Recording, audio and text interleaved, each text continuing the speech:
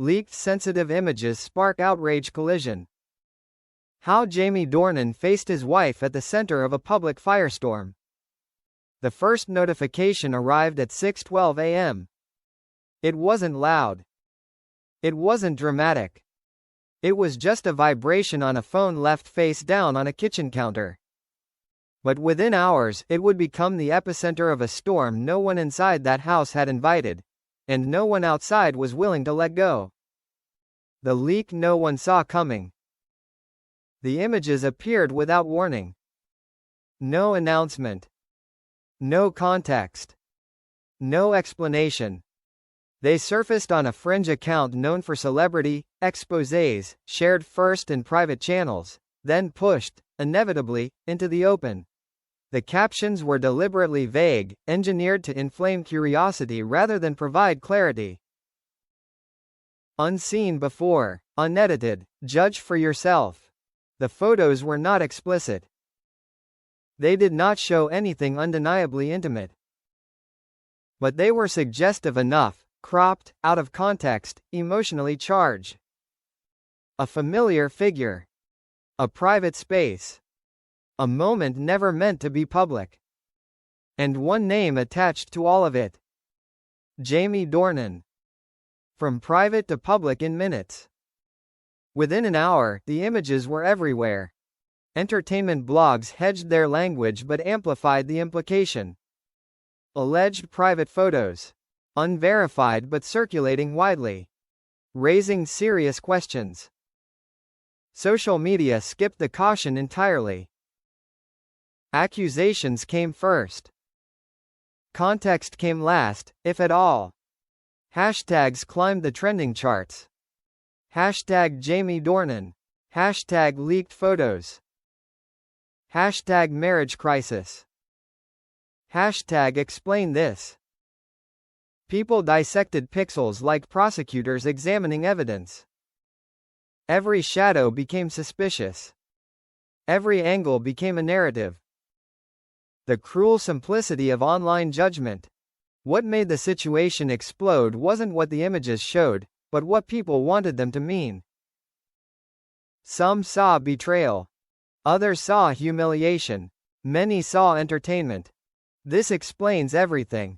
I always suspected something. Another perfect image destroyed. Few paused to ask the most important question. What is actually real here? The moment the story reached home. Inside the house, the images arrived not as headlines, but as a message from a trusted friend. No commentary. Just a link. Silence followed. Then a slow inhale. And finally, the weight of realization. This was no longer something that could be ignored. The photos didn't need to be explicit to hurt. They needed only to suggest secrecy. And secrecy is devastating in its own quiet way. The first confrontation. There was no shouting at first. Just distance. A kitchen suddenly too quiet. A room filled with words no one wanted to say out loud. The question wasn't, is this real? It was. Why didn't I know? In scandals, that question cuts deeper than any accusation. The internet writes its own story. While the real conversation unfolded behind closed doors, the public created its own version of events. Anonymous accounts claimed insider knowledge. Old interviews were resurrected and reframed. Past absences were recast as suspicious. Look at the timeline. Notice how quiet he's been. Silence, once a sign of dignity, was now treated as confession.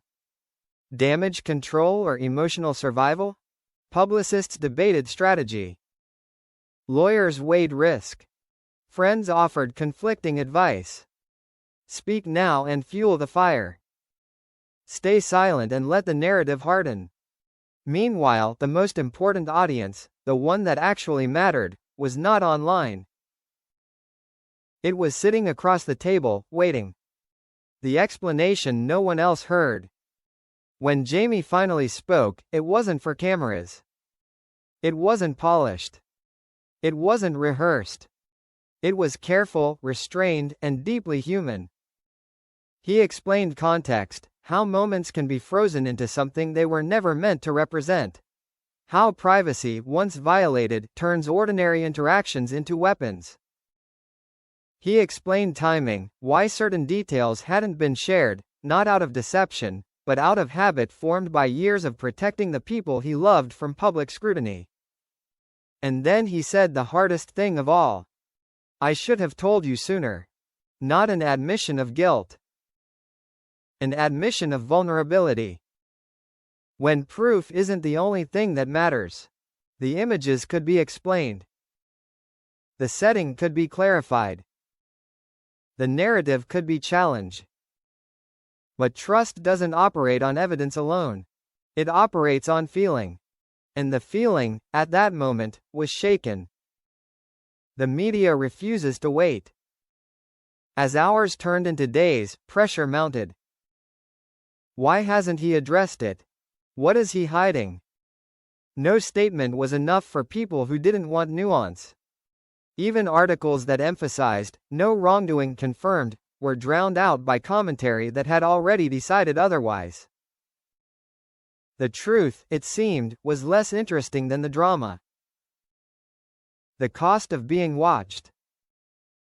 Every public appearance became a test. A smile meant denial. A serious face meant guilt. No appearance at all meant collapse. The scrutiny wasn't just invasive, it was relentless. People speculated not just about the images, but about the state of a marriage they had no access to and no right to interrogate. What the images didn't show. They didn't show the conversations that followed. They didn't show the long pauses, the reconsiderations, the emotional recalibration. They didn't show two people choosing, again, to confront difficulty without letting the world decide for them. Images freeze time. Relationships move through it. A quiet decision. No dramatic interview followed. No exclusive confession. No televised reckoning. Instead, something far less satisfying for the public, but far more meaningful privately. A decision to step back. To close ranks. To stop feeding a story that thrived on reaction. When the internet moves on.